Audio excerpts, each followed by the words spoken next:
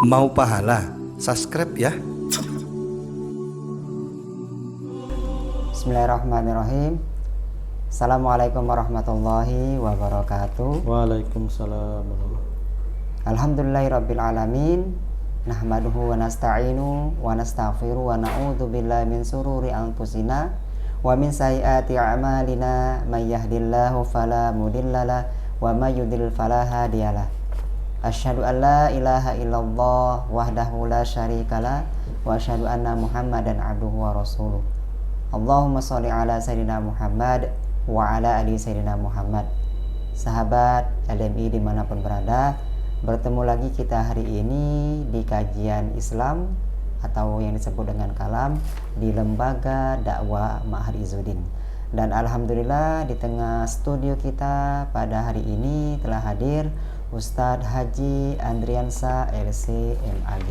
Apa kabar Ustadz hari ini Ustadz? Alhamdulillah. Sehat Ustadz ya? Sehat. Masya Allah Ustadz, ini kayaknya mau liburan Ustadz ya? Insyaallah. Masya Allah, Akhir Ustadz. tahun ya. Akhir tahun ya Ustadz ya? Insyaallah. Oke, Ustadz kira-kira apa Ustadz bahasan kita hari ini Ustadz? Sebaik-baik bekal adalah ketakwaan. 3. Bagaimana meningkatkan ketakwaan kita dalam hidup ini. Masya Allah Ustadz ya. Ini menarik sekali Ustadz ya, pembahasan kita hari ini, yaitu 3 cara bagaimana kita meningkatkan ketakwaan kita kepada Allah Subhanahu wa Ta'ala. Baik sahabat LMI dimanapun berada, selanjutnya langsung saja kita serahkan kepada Ustadz Haji Andriansa untuk membahas tema kita hari ini. Tafadhol Ustadz. Bismillahirrahmanirrahim. Assalamualaikum warahmatullahi wabarakatuh. Waalaikumsalam warahmatullahi wabarakatuh. Innal hamdalillah nahmaduhu wa nasta'inuhu wa nastaghfiruh wa na'udzu billahi min syururi anfusina wa sayyiati a'malina. May yahdihillahu fala mudhillalah wa may yudlilhu fala hadiyalah. Asyhadu an la ilaha illallah wahdahu la syarikalah wa asyhadu anna Muhammadan abduhu wa rasuluhu la nabiyya ba'dah. Allahumma inna nas'aluka hubbaka wa hubba man ahabbaka wa hubba amalin yuqarribuna ila hubbika bi rahmatika ya arhamar rahimin. Sahabat lembaga dakwah Ma'had Izzuddin dimanapun anda berada, hamdan wa syukran lillah, salatan wa salaman ala rasulillah. Marilah kita sama-sama senantiasa meningkatkan ketakwaan kita kepada Allah Subhanahu wa Ta'ala. Karena dengan ketakwaan inilah ya kita meningkatkan ya dengan usaha yang maksimal dan pengorbanan sebesar-besarnya. Karena keselamatan kita adalah ketika kita bertakwa kepada Allah Subhanahu wa Ta'ala. Pertanyaannya adalah bagaimana cara kita meningkatkan ketakwaan kita kepada Allah Subhanahu wa Ta'ala. Maka pada kesempatan kali ini ada 3 cara meningkatkan ketakwaan kita kepada Allah Subhanahu wa Ta'ala. Pertama, jelas, yaitu dengan menjaga sholat 5 waktu. Kenapa? Karena sholat 5 waktu inilah barometer ya keselamatan kita ya. Karena rasul ibadah, otaknya ibadah itu adalah sholat.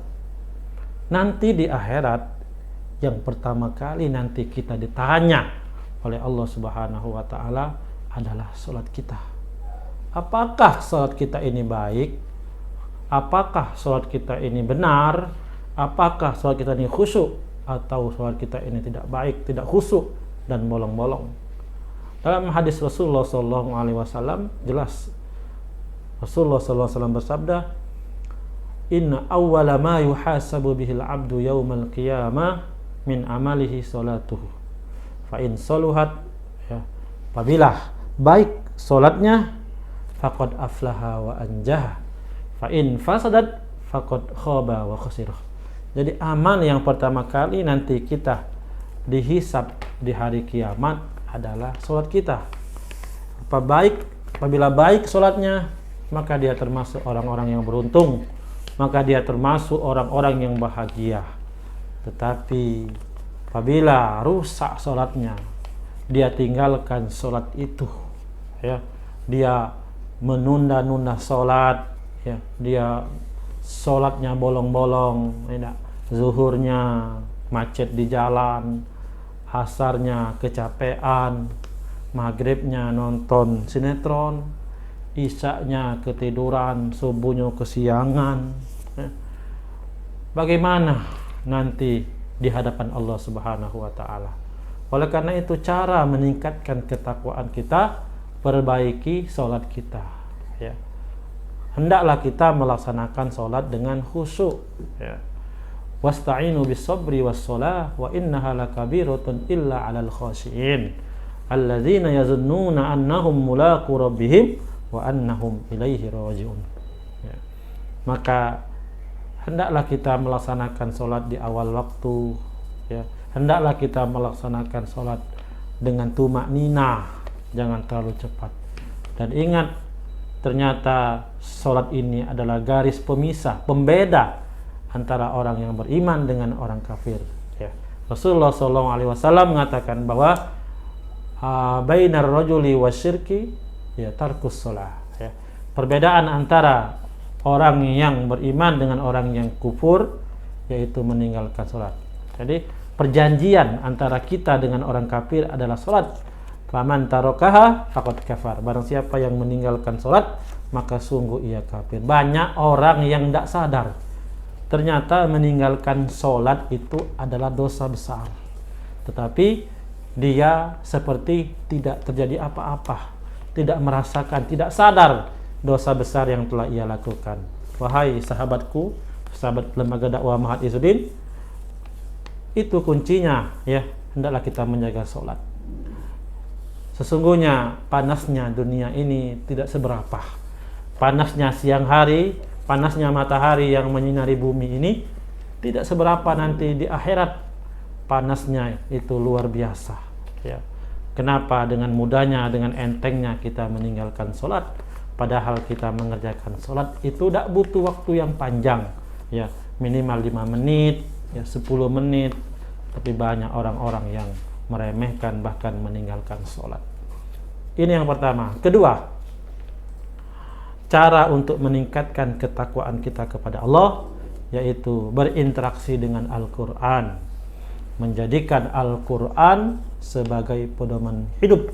Karena Al-Quran inilah wahyum minallah, wahyu dari Allah yang Allah berikan kepada Rasulullah SAW sebagai pedoman hidup kita, ya. Kalau kita ingin hidup sesuai dengan jalurnya, makalah hendaklah kita berpedoman dengan Al-Quran dan Sunnah Rasulullah SAW, sehingga insya Allah kita tidak akan tersesat. Maka ketika di akhir haji wada, Rasulullah SAW berpesan di depan para jamaah, taraktu fikum amroini, bahwa aku tinggalkan kepada kalian 2 perkara. Fa in tamassaktum bihima lan tadillu abada.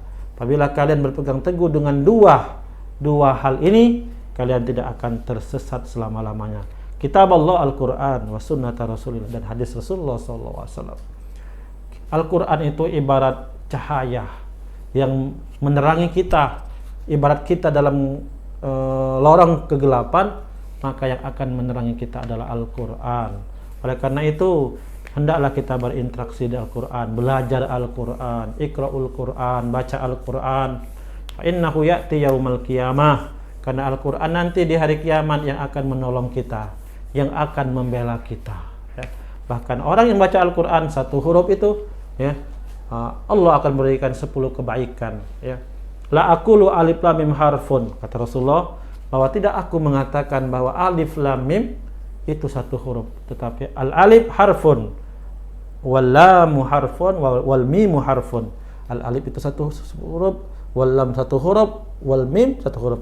30 huruf. 3 huruf dikalikan 10 berarti 30 kebaikan. Masya Allah, begitu besar pahalanya. Tetapi berapa banyak anak-anak muda yang meninggalkan Al-Quran, betapa banyak bapak yang tidak sama sekali dalam dirinya itu membaca Al-Quran. Nah, padahal Al-Quran inilah yang akan menolong kita. Jangan sampai kita termasuk golongan-golongan yang Rasulullah keluhkan, Ya inna qaumi takhudhu hadzal qur'ana mahjura. Jangan sampai termasuk golongan orang-orang yang mahjur, orang-orang yang meniadakan, orang-orang lalai ya terhadap Al-Qur'an, ya. Orang-orang yang mencuek dengan Al-Qur'an, ya. Siapa itu orang-orang yang tidak berinteraksi dengan Al-Qur'an? Wa man lam yaqra'ul Qur'an faqad hajar. Barang siapa yang tidak membaca Al-Qur'an, maka dia termasuk orang yang lalai terhadap Al-Qur'an. Wa man qara'al Qur'an ya wa lam yatadabbar bima fihi. Barang siapa yang sudah baca Al-Qur'an tapi dia tidak mentadabburi Al-Qur'an, maka dia termasuk orang-orang yang lalai. Maka kalau kita ingin selamat, jadikanlah Al-Qur'an sebagai pedoman hidup kita. Minimal baca 1 hari 1 juz, ataupun jangan sampai tinggal ya. Kita kosongkan waktu kita untuk bersama Al-Quran, untuk senantiasa berinteraksi dengan Al-Quran. Kemudian ikhwatal iman yang dimuliakan oleh Allah Subhanahu wa taala, ketiga adalah peduli kepada sesama, cara meningkatkan ketakwaan, peduli kepada sesama ya, dan saling tolong menolong.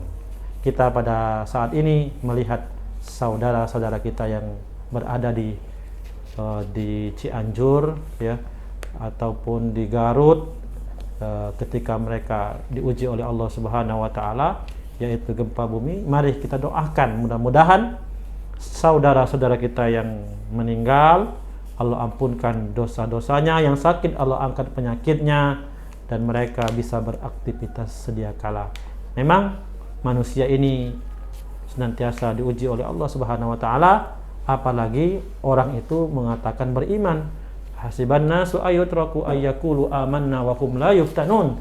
Apakah manusia itu mengira mereka dibiarkan saja mengatakan kami beriman, tapi mereka tidak diuji oleh Allah? Maka hidup ini adalah ujian. Maka kita orang beriman harus siap menghadapi ujian, dan kita harus saling tolong menolong, karena innamal mu'minuna ikhwah, bahwa antara mukmin yang satu dengan mukmin yang lain itu bersaudara. Mudah-mudahan 3 poin ringkas ini, 3 poin sederhana ini bisa kita amalkan dan bermanfaat, dan kita memberitahukan kepada orang-orang lain. Mudah-mudahan kita termasuk orang-orang yang bahagia dunia akhirat. Wallahumma muwaffiq ila aqwamit thoriq, wa naqulu lakum assalamualaikum warahmatullahi wabarakatuh. Waalaikumsalam warahmatullahi wabarakatuh. Terima kasih kepada Ustaz Haji Adriansyah atas pembahasan kita pada hari ini. Mudah-mudahan dengan kita mendengarkan apa yang telah disampaikan oleh Ustaz Adriansyah tadi, menambah keimanan, ketakwaan kita, Ustaz ya. Ya Rabbal Alamin. Amin ya Rabbal Alamin. Khususnya bagi kita Ustaz, dan juga bagi para pemirsa dan para penonton yang ada di rumah. Baik, sahabat LMI dimanapun berada, cukup sampai di sini dulu pembahasan kita untuk kajian Islam atau kalam di Lembaga Dakwah Ahmad Izzuddin pada hari ini. Mudah-mudahan kita bertemu lagi di lain waktu. Amin. Saya selaku pembicara mohon maaf apabila ada kata-kata yang tidak berkenan, dan kepada Allah saya mohon ampun. Wabillahi taufiq wal hidayah. Wassalamualaikum warahmatullahi wabarakatuh. Waalaikumsalam warahmatullahi.